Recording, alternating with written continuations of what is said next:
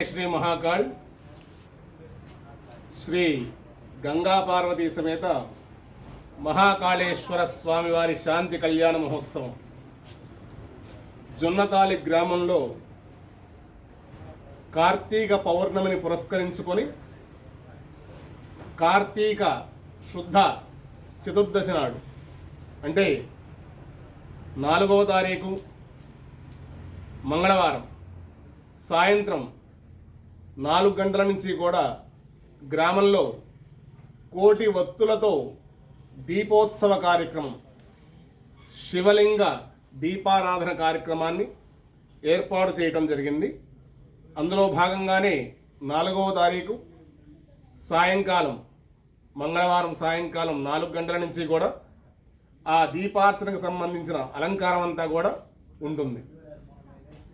ఆ తర్వాత అలంకారం పూర్తవగానే 5 గంటల నుంచి స్వయంగా మీ స్వహస్తాలతో స్వామివారికి పంచామృతాలతో సుగంధ ద్రవ్యాలతో గంగాజలంతో శివలింగానికి ఆ మహాకాళేశ్వరుడికి అభిషేకం చేసుకునే అవకాశం మీ అందరికీ ఉంటుంది.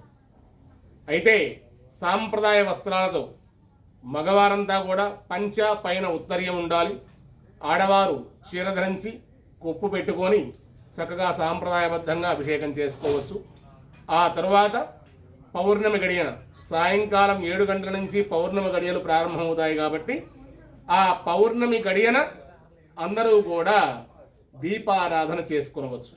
ఇది అందరికీ కూడా గ్రామంలో అందరికీ దక్కేటువంటి మహా అవకాశం. ఇక 5వ తారీఖు కార్తీక పౌర్ణమి బుధవారం నాడు సాయంకాలం 4 గంటలకి గంగా పార్వతీ సమేత శ్రీ మహాకాళేశ్వర స్వామివారి పంచలోహ విగ్రహాలు పల్లకీ సేవ అంటే గ్రామోత్సవం స్వయంగా మీరే మీ స్వహస్తాలతో ఆ పల్లకీని గ్రామం మొత్తం కూడా తిప్పవచ్చు. అలా గ్రామోత్సవాన్ని పూర్తి చేసుకొని ఇక్కడ జ్వాలా తోరణం కైలాసానికి చేరాలి అంటే ఆ జ్వాలా తోరణాన్ని దాటితే చాలు అనేది మన శాస్త్రం. ఆ కార్తీక పౌర్ణమి నాడు మాత్రమే శ్రీశైలంలో, అమరావతిలో, కోటప్పకొండలో ఇక్కడే కాదు అన్ని ప్రాంతాలలో కూడా నిర్వహించేటువంటి ఈ జ్వాలా తోరణాన్ని మన గ్రామంలో కార్తీక పౌర్ణమి నాడు బుధవారం నాడు సాయంకాలం 6 గంటలకు నిర్వహించడం జరుగుతుంది. ఈ యొక్క పంచలోహ విగ్రహాలు పల్లకీ సేవ గ్రామోత్సవం పూర్తవగానే ఆ యొక్క జ్వాలా తోరణం కింద తీసుకొని రావడం జరుగుతుంది. ఆ జ్వాలా తోరణాన్ని ఆ విగ్రహాలు దాటగానే గ్రామస్తులంతా కూడా జ్వాలా తోరణం కింద నుంచి వస్తారు.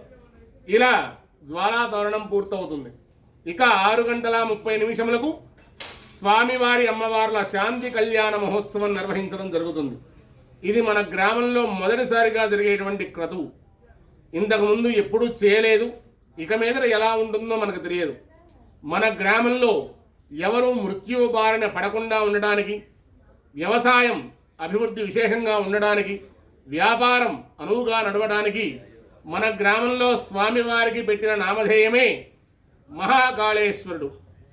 సహజంగా మనం నవరాత్రుల్లో పలుకుతూ ఉంటాం జై శ్రీ మహాకాళ్ అని.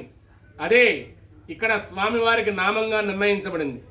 ఆ మహాకాళేశ్వరుడికే గంగా పార్వతీ సమేత మహాకాళేశ్వర స్వామివారికి శాంతి కళ్యాణ మహోత్సవం ఈ 5వ తారీఖు నిర్వహించబడుతుంది. కాబట్టి దంపతులందరూ కూడా పీటల మీద కూర్చొని ఈ కార్యక్రమాన్ని చక్కగా నిర్వహించుకోండి. శుభం భూయాత్. జై శ్రీ మహాకాళ్.